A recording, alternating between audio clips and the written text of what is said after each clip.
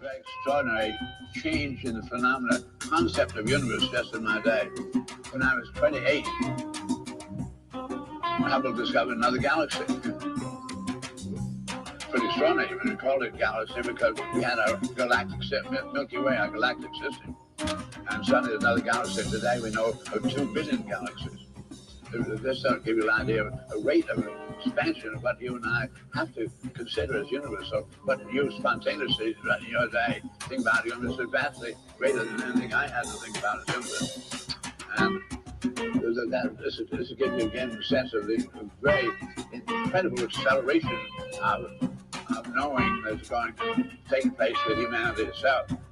Now, thinking about that, this function of humans in the universe, I also said, one of the things that's very impressive is that human beings are always born, naked, absolutely helpless for months, beautiful equipment, but absolutely ignorant, because no experience.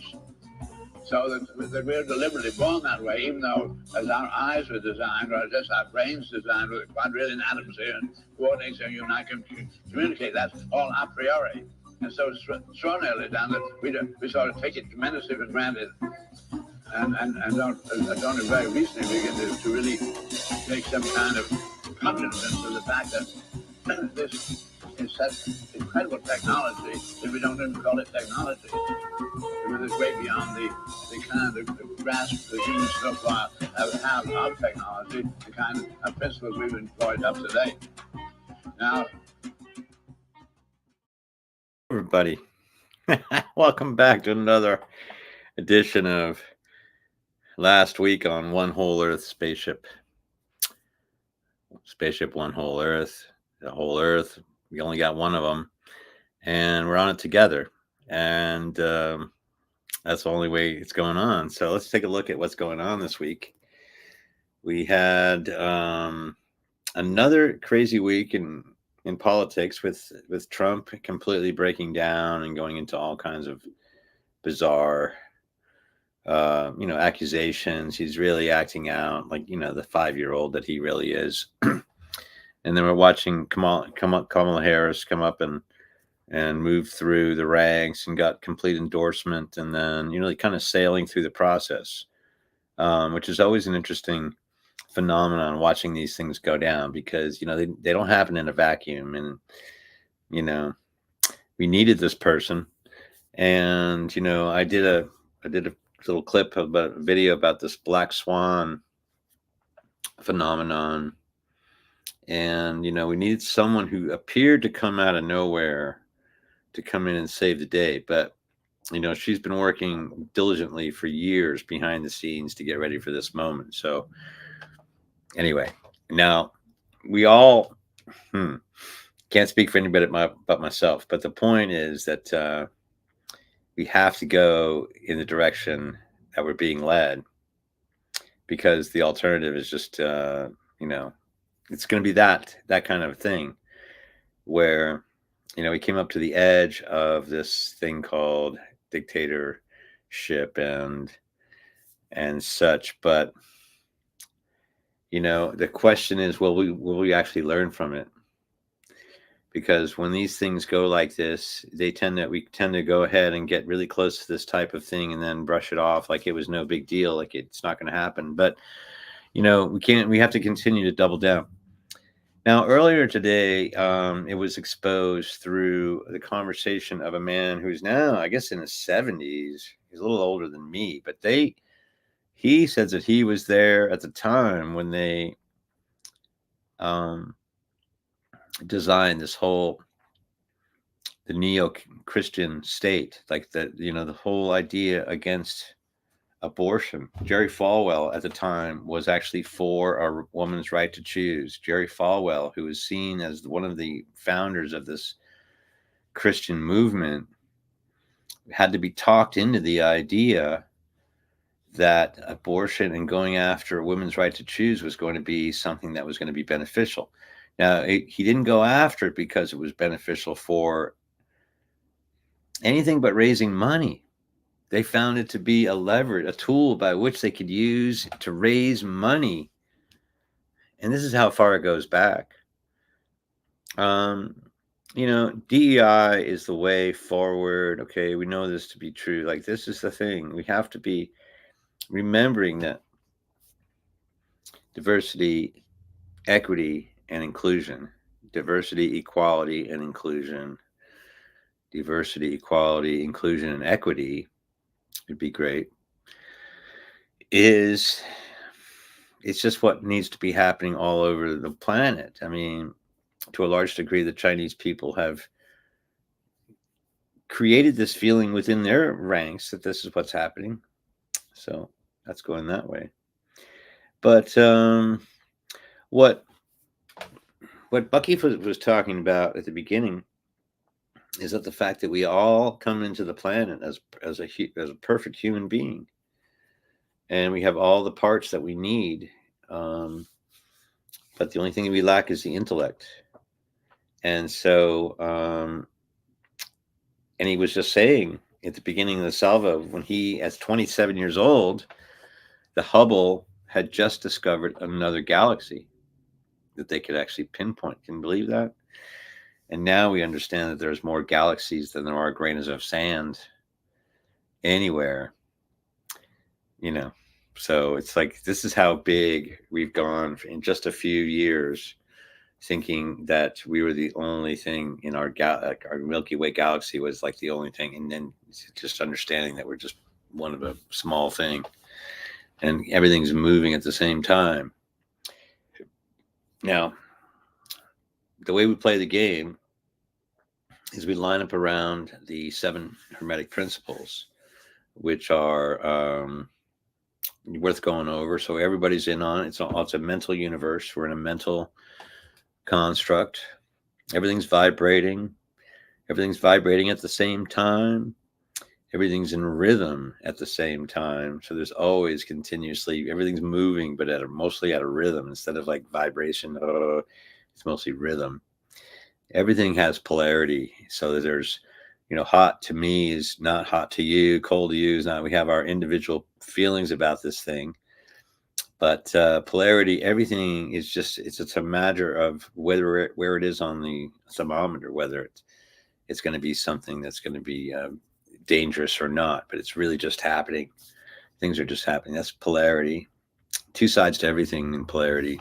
Every truth is a half true. Every falsehood is just a half falsehood. So finding the middle way is what we're doing. And that puts us into the law of gender. So everything has 2 sides, and everything has a male and a female. So if there's a law about gender that applies to the universe, that means it applies to us too, so that we are simply a body that can be tuned to being either male or female. Isn't that cool? But if you're tuned to the female part of it, then you're working harder than the male part of it, because that's just the way it is, darn it. For the joy of being a woman, you get to have more stuff, more responsibilities, I guess. So gender, and then a cause and effect. So remember that what you put out is what you put in, and it all goes like this.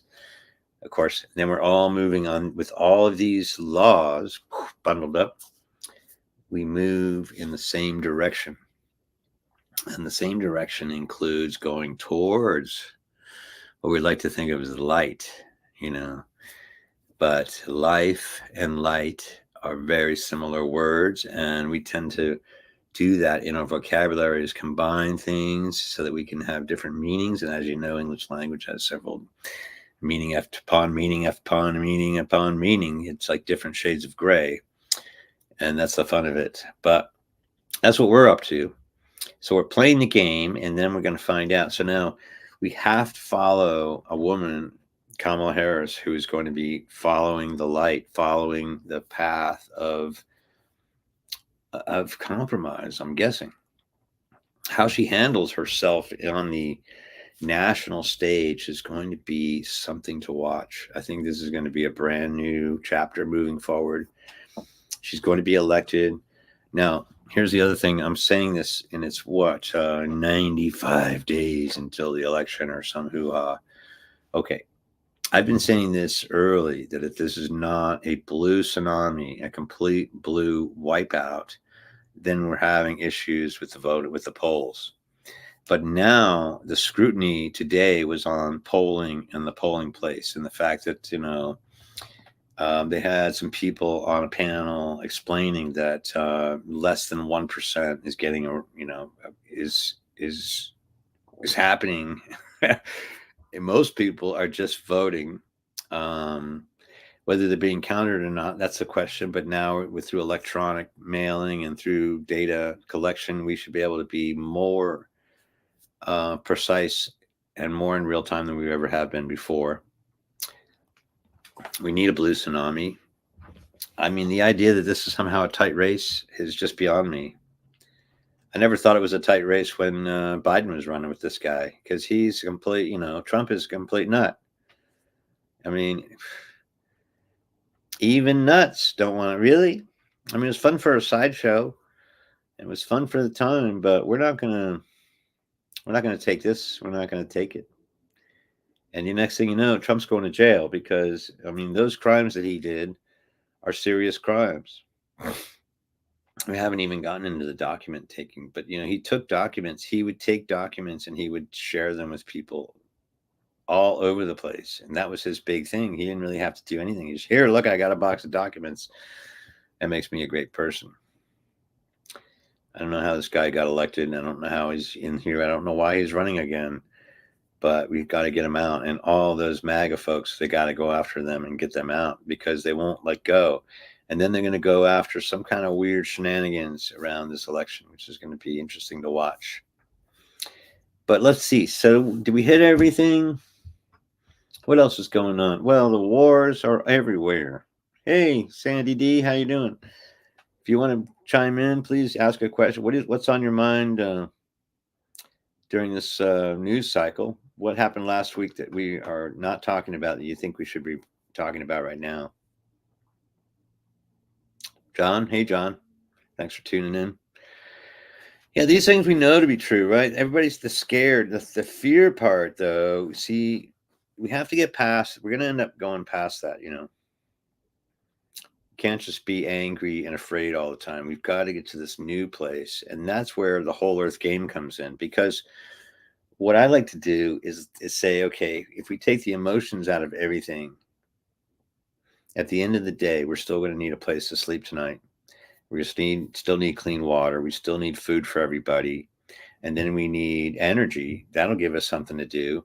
Now, we're getting ready over at Art City to move over into all wind and solar.